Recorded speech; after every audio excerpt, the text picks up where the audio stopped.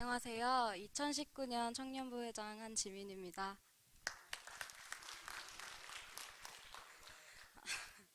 저희 청년부가 이번 연도 학예 수련회를 어떻게 보냈는지 간단하게 알려드리려 이 자리에 섰습니다.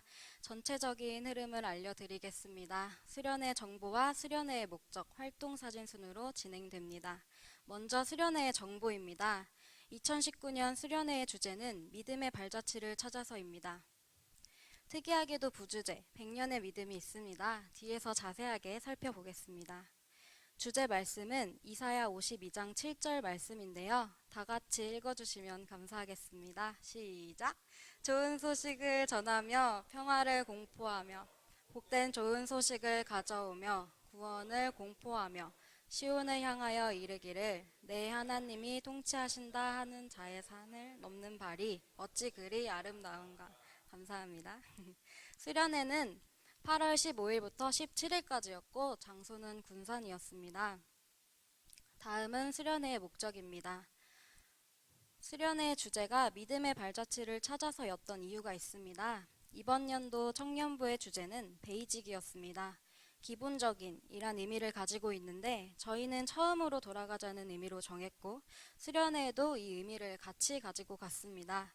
자연스레 과연 이 땅에 복음이 들어온 것은 언제일까? 라는 의문이 생겼고 130년의 역사가 이어져 오고 있다는 사실을 알게 되었습니다. 그렇다면 누가 이 땅에 복음을 가지고 왔을까? 라는 의문이 생겼고 이 척박한 땅에 복음을 전한 그 발걸음들이 궁금했고 저희는 군산으로 가서 찾아보기로 정했습니다. 또한 앞에서 부주제 100년의 믿음이 있다고 말씀드렸는데요. 올해는 3.1운동 100주년이 되는 해입니다. 일제의 탄압 속에서도 지켜왔고 지켜야 했던 그 믿음, 저희 활동 사진을 보며 같이 알아보겠습니다. 군산으로 출발하기 전 담임 목사님께서 기도를 해주시는 모습입니다. 첫 번째 성지순례 장소인 아펜젤러 순직기념관에서 영상을 시청하고 있습니다. 청년들이 전시를 보고 있는데요. 이 청년이 자세히 들여다보고 있는 저 배는 무엇일까요? 아펜젤러 순직기념관의 외관 모습입니다. 아펜젤러 선교사의 사진입니다. 조선을 사랑하여 자신도 자녀들에게도 한복을 자주 입혔다고 하는데요. 아까 청년이 보고 있던 이 배는 구마가와 마루호라는 일본 선박입니다. 아펜젤러 선교사는 동행했던 조사 조한규와 정신여학교 여학생 1명과 성서번역위원회에 참가하기 위해 목포로 가는 구마가 마루호에 승선했습니다. 이 배는 총 3층으로 신분이 존재했던 때고 배로 오래 가야 했기 때문에 외국인이라 신분이 높았던 아펜젤러는 1층, 조선인인 조한규와 여학생은 3층에 묵었습니다.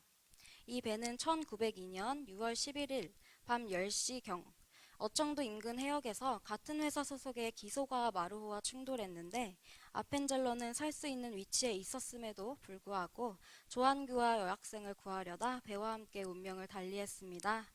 그렇게 만들어진 이곳이 여러분이 사진으로 만나고 계신 곳입니다. 청년들이 열심히 설명을 듣고 있는데요. 이곳은 성경전래지 기념관입니다. 이 성경은 1611년판 킹 제임스 성경입니다.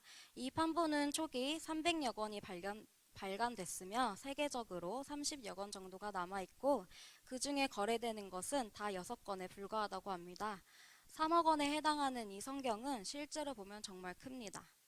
청년들이 모여있는 이곳은 4층 예배당인데 뒤에 있는 저 십자가를 등지고 바깥 배경을 사진으로 찍으면 십자가 모양이 하늘에 생기게 됩니다. 포토존입니다. 여러분 다음에 가시면 꼭 저기서 사진을 찍으시길 바랍니다. 저녁을 기다리는 모습이고요. 저희 청년 프로그램의 모습입니다. 내가 선교사였다면? 이라는 주제로 진행했습니다.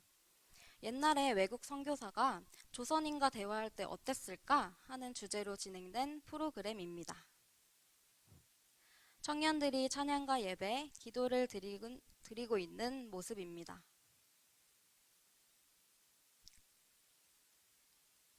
둘째 날 아침 큐티를 하는 모습입니다. 최재현 목사님의 프로그램을 진행하는 도중에 군대에 간 진우 청년이 갑자기 나타났습니다. 저희는 타령을 한 줄 알고 정말 놀랐으나 휴가를 마쳐서 나온 것이었습니다.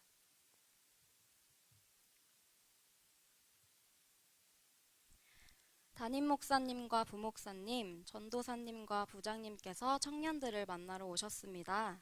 다 같이 단체 사진을 찍고 점심을 먹으러 갔습니다. 군산에 가시면 짬뽕을 꼭 드시길 바랍니다. 정말 너무 맛있었습니다. 군산에 3.1운동 100주년 기념관이 있습니다. 외관의 모습이고요. 체험관이 안에 들어가시면 많이 있는데요. 다들 너무 사랑스럽지 않습니까? 정말 청년들이 재밌게 체험을 했습니다. 여러분 혹시 마피아 게임이라고 아십니까? 그 당시 독립군과 일본 순사로 나뉘어 야외 활동 프로그램을 진행했습니다. 저 사진이 마치 해정자매가 진우 청년에게 혼나고 있는 것처럼 보이지만 설명을 자세히 하고 있는 모습이고요. 이곳은 두동교회 내부인데요. 그 당시 남녀가 따로 앉아 예배를 드렸다고 합니다. 그것처럼 저희 청년들도 남녀로 구별되어서 앉아있는 모습을 보실 수 있습니다. 맛있게 저녁을 먹고 장소가 마땅치 않아 개복교회 금요 예배에 참여했습니다. 셋째 날인데요.